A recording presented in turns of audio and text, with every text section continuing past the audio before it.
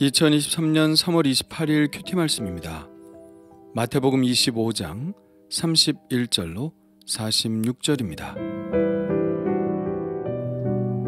인자가 자기 영광으로 모든 천사와 함께 올 때에 자기 영광의 보좌에 앉으리니 모든 민족을 그 앞에 모으고 각각 구분하기를 목자가 양과 염소를 구분하는 것 같이 하여 양은 그 오른편에 염소는 왼편에 두리라.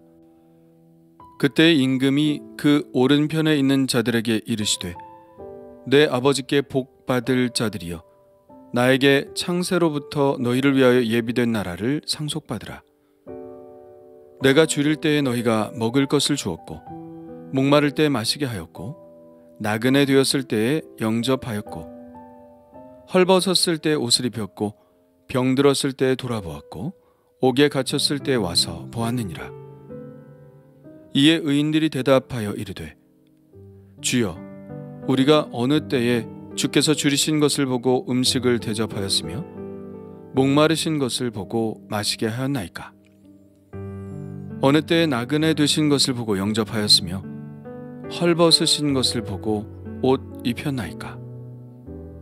어느 때에 병드신 것이나 옥에 갇히신 것을 보고 가서 배웠나이까 하리니 임금이 대답하여 이르시되 내가 진실로 너희에게 이르노니 너희가 여기 내 형제 중에 지극히 작은 자 하나에게 한 것이 곧 내게 한 것이니라 하시고 또 왼편에 있는 자들에게 이르시되 저주를 받은 자들아 나를 떠나 마귀와 그 사자들을 위하여 예비된 영원한 불에 들어가라. 내가 줄일 때에 너희가 먹을 것을 주지 아니하였고 목마를 때 마시게 하지 아니하였고 나그네 되었을 때 영접하지 아니하였고 헐벗었을 때에 옷 입히지 아니하였고 병들었을 때와 옥에 갇혔을 때에 돌보지 아니하였느니라 하시니 그들도 대답하여 이르되 주여 우리가 어느 때에 주께서 줄이신 것이나 목마르신 것이나 나그네 되신 것이나 헐벗으신 것이나 병드신 것이나 옥에 갇히신 것을 보고 공양하지 아니하더이까?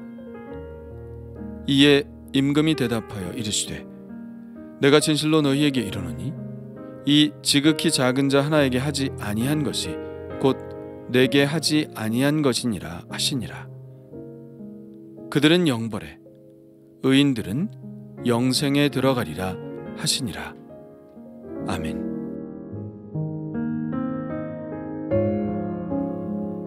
세상 끝날에 있을 일들에 관한 예수님의 말씀은 계속되며 심판에 관한 오늘의 말씀은 그 절정에 이릅니다.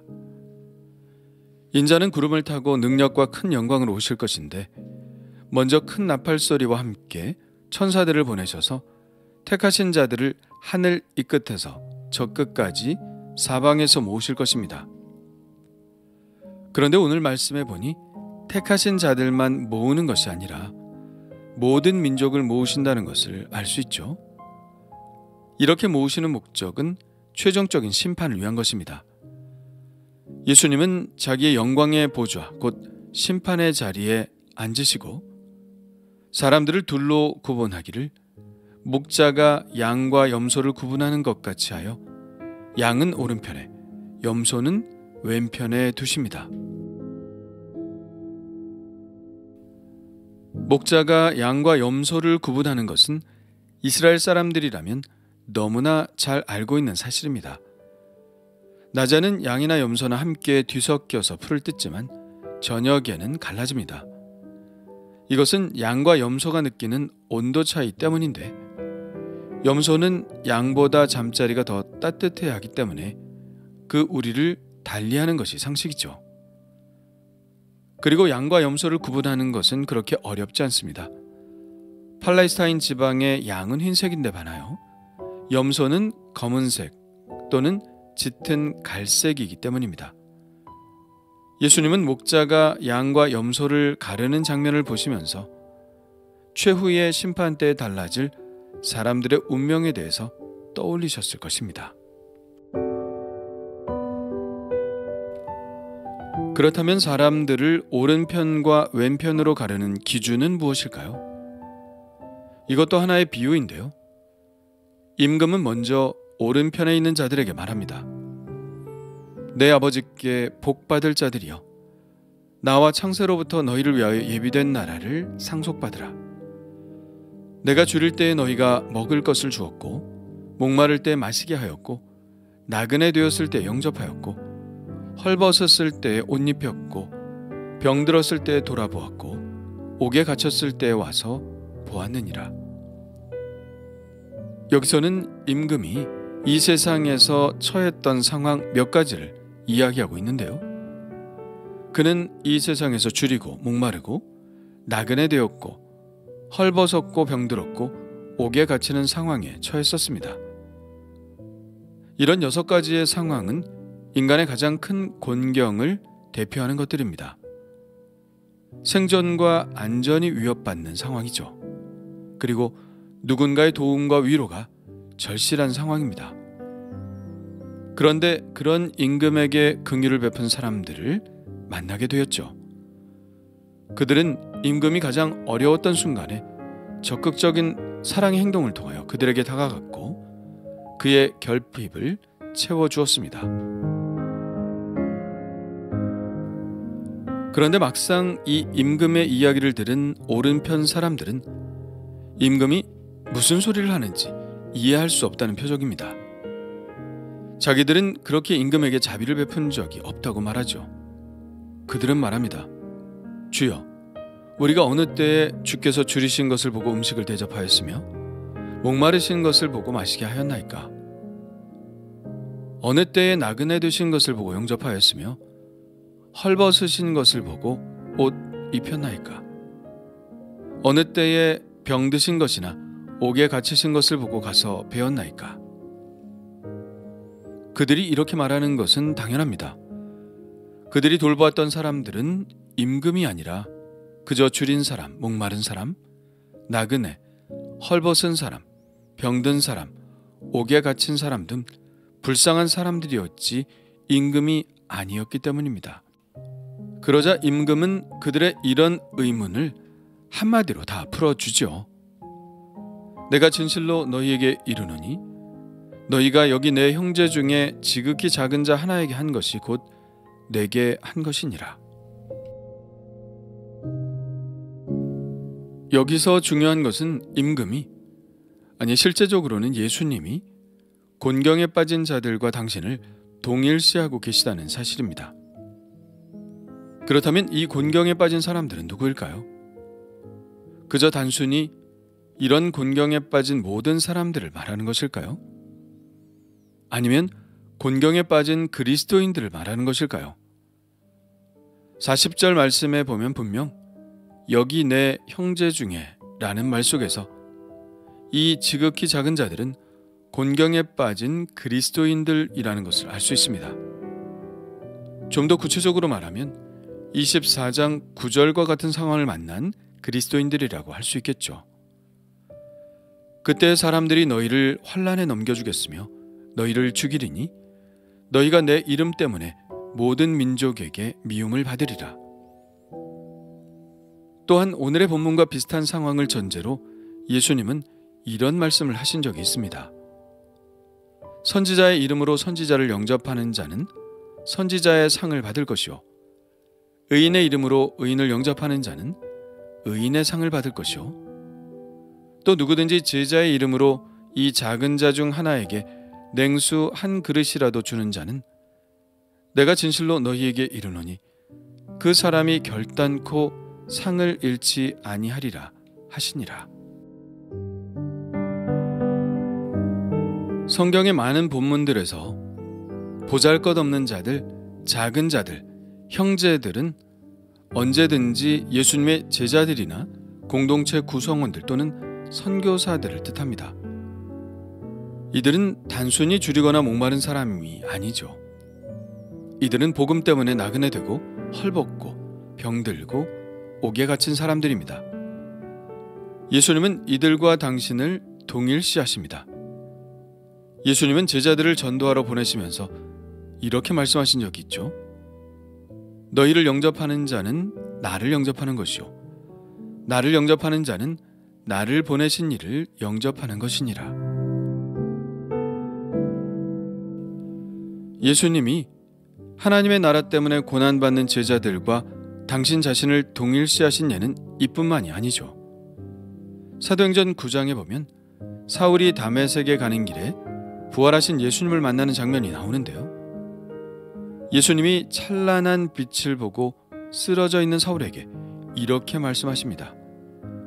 사울아, 사울아, 내가 어찌하여 나를 박해하느냐? 사울은 주여 누구시니까 하고 되물었죠. 그때 예수님은 이렇게 말씀하십니다.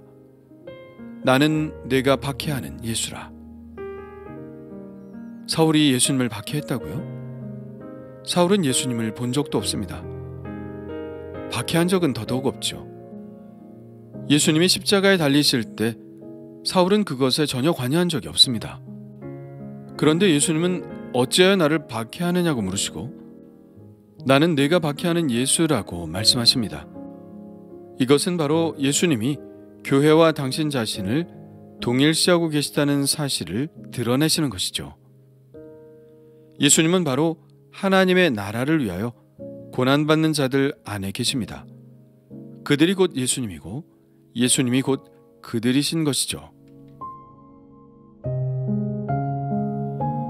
우리는 이러한 예수님의 말씀에서 위대한 두 가지 계명이 신비롭게 하나가 되는 것을 발견하게 됩니다. 주님이 가장 큰 계명이라고 우리에게 가르쳐 주신 계명이 무엇인가요?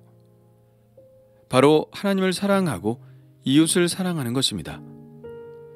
앞서 이 두 가지 계명을 이야기할 때 이것은 둘이 아니라 하나라고 했었죠. 이 두 가지 계명이 하나라는 사실이 바로 오늘 말씀 속에서 확연히 드러나고 있는 것입니다.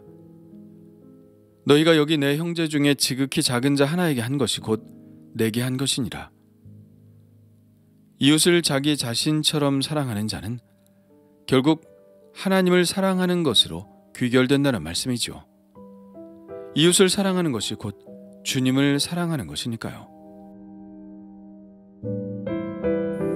그래서 성경은 자주 우리에게 이렇게 말씀하시는 것입니다. 기쁜 마음으로 섬기기를 주께 하듯 하고 사람들에게 하듯 하지 말라.